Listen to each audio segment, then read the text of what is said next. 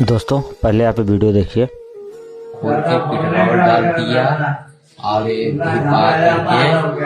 धिपा करके उसके बाद मारता था और के बाद ये खाल उजड़ जाता था गरम से, ये समझे, खाल उजड़ जाता था। और उसके बाद एक लड़का का किया कि पिलास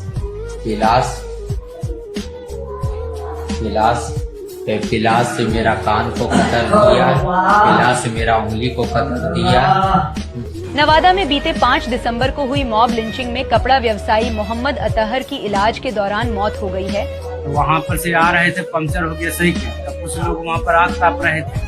ये पूछे न कि साइकिल पंक्चर का दुकान कहीं पर है, तो नाम पहले पूछा किया कि अपना नाम बताए, मोहम्मद अतहर हुसैन। उनके बाद सबसे पहले बोले कि ठीक है, तो पूरा टोबा टोबी करे लगा, वो सब छीनने लगा, तो अपना बोलने लगा कि ये सब क्यों कर रहे हैं, तो उसको लपड़ थप्पड़ मारने लगा। इतनी लपड़ थप्पड़ करने के बाद इतनी बुरी गत से उसको मारा है कि सबसे पहले तो उसको सिर फाड़ दिया, दूसरी बात है कि ईटा पर रख के उसको हाथ ही तोड़ दिया। मृतक के भाई ने आगे बताया कि आरोपियों ने भाई की पैंट उतारकर निजी अंगों की भी जांच की, फिर उस पर पेट्रोल डाल दिया। फिलहाल इस मामले में पुलिस ने 4 आरोपियों को गिरफ्तार कर लिया है। घटना रोह थाना क्षेत्र के भट्टा गांव की है। मृतक की पहचान नालंदा स्थित लहरी थाना के गगनडीह निवासी मोहम्मद अतहर हुसैन के रूप में हुई है। दैनिक भास्कर के लिए नवादा से अमन की रिपोर्ट।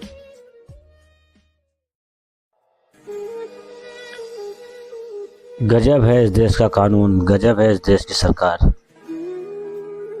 कि जहाँ पे मुस्लिमों को देखो उनको मार दो, उनको काट दो, उनको पैंट खोल कर देखो और उनको गर्म लोहे की राड से उनको जलाओ, उनके ऊपर पेट्रोल डालो। ये आम हो गया है क्योंकि सरकार इस पर कोई एक्शन नहीं ले रही है। अपराधियों के हौसले इतने बुलंद हैं कि वो खुलेआम ये सब कर रहे हैं। उनके अंदर कोई डर या कोई खौफ उनको दिखाई ही नहीं दे रहा है कि हाँ कोई डर हो या कोई खौफ हो, खुलेआम हो रहा है और सरकार तमाशा देख रही है। ये बिहार की सरकार, नीतीश सरकार, क्या इन अपराधियों को, इन लोगों को उम्र कैद या फांसी की सज़ा दिलाएगी? क्या इन लोगों को फांसी की सज़ा होगी या इन लोगों को उम्र कैद होगी? ऐसा कुछ भी नहीं होने वाला क्योंकि ये मरने वाला मुसलमान है, मरने वाला हिंदू नहीं है। अगर मरने वाला गोपाल मिश्रा जैसा हिंदू होता तो उसमें फांसी की सज़ा होती, उसमें उम्र कैद होती, लेकिन ये मरने वाला अतहर हुसैन है, इसलिए इसमें कुछ भी नहीं होगा। इन लोग को जो गिरफ्तार किया गया है, इन लोग को भी फूल माला पहना कर जेल से बाहर निकाला जाएगा क्योंकि इससे पहले भी रेप के केस में, बिल्किस बानो के रेप के केस में और मर्डर के केस में ऐसे ही हो चुका है। फूल माला पहना कर उन लोगों को बाहर निकाला गया था और अखलाक जिनको कत्ल किया गया था वहाँ ब्लीचिंग करके, उनके ऊपर भी सरकार मुकदमा वापस ले रही है। उन लोग के ऊपर से सरकार ने अर्जी डाली है कि इन लोग के ऊपर से मुकदमा हटाया जाए। तो अभी जो कानून और सरकार कर रही है देश में, इससे ज़्यादा बुरी हालत और क्या होगी सरकार की। सरकार हर चीज़ में फैल रही है, वो मॉब लिंचिंग का मामला हो या आतंकवादी का मामला हो या बम ब्लास्ट का मामला हो या कोई भी मामला हो, सरकार इन लोग को बढ़ावा देती है। तभी इन लोग के हौसले इतने बुलंद हैं कि जहाँ भी देखते हैं मुसलमान को, इन लोग के अंदर का कीड़ा काटने लगता है। ये लोग फिर ये नहीं सोचते हैं कि हाँ, इतने हौसले इन लोग के बुलंद हैं कि हाँ खुलेआम ये लोग किसी को भी मार देते हैं, किसी को भी काट देते हैं।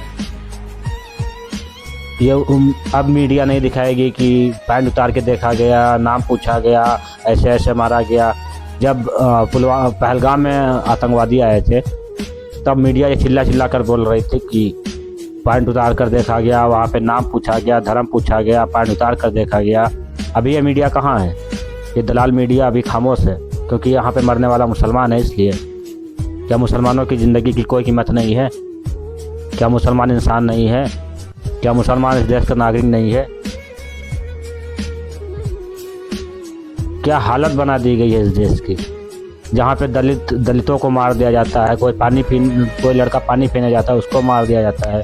कोई मुस्लिम लड़का कहीं बारात में पैसे लूटने जाता है उसको मार दिया जाता है। ये कानून का मतलब कुछ रह ही नहीं गया इस देश में। अगर कानून का जरा भी खौफ होता तो ऐसे जो हालात पैदा हो रहे हैं हिंदुस्तान में, भारत में, कभी नहीं होते। क्योंकि उनको खौफ होता कि अगर हम ऐसा करेंगे तो हमारे खिलाफ कार्रवाई होगी। लेकिन जब वो लोग जानते हैं कि सरकार उनके साथ है, कोर्ट उनके साथ है, पूरा देश की सरकार उनके साथ है, तो उन लोगों को कौन क्या बिगाड़ लेगा? कुछ नहीं। इसीलिए तो इन लोग के हौसले इतने ज़्यादा बुलंद होते जा रहे हैं कि हाँ कुछ भी कर दो, कुछ होगा ही नहीं, फूल माला पहना कर, और जो है सपोर्ट मिलेगा, और जो है सोशल मीडिया पर इन लोगों को शाबाशी मिलेगी। क्योंकि जितने भी ऐसे नफरती लोग सोशल मीडिया पर या कहीं भी देखने को मिलेंगे, उन लोगों के सपोर्ट में हज़ारों लोग खड़े होते हैं। ये नफरत की राजनीति बंद कीजिए। जान की कीमत सबकी है, वो हिंदू है या मुसलमान या सिख या ईसाई, कोई भी हो, जान सबकी कीमती होती है। जो मुस्लिमों के नाम पर मारना और काटना, सरकार इस पर जो है सख्त से सख्त कानूनी कार्रवाई करे। अगर ऐसे चलता रहा तो देश का माहौल और ज़्यादा ख़राब होगा।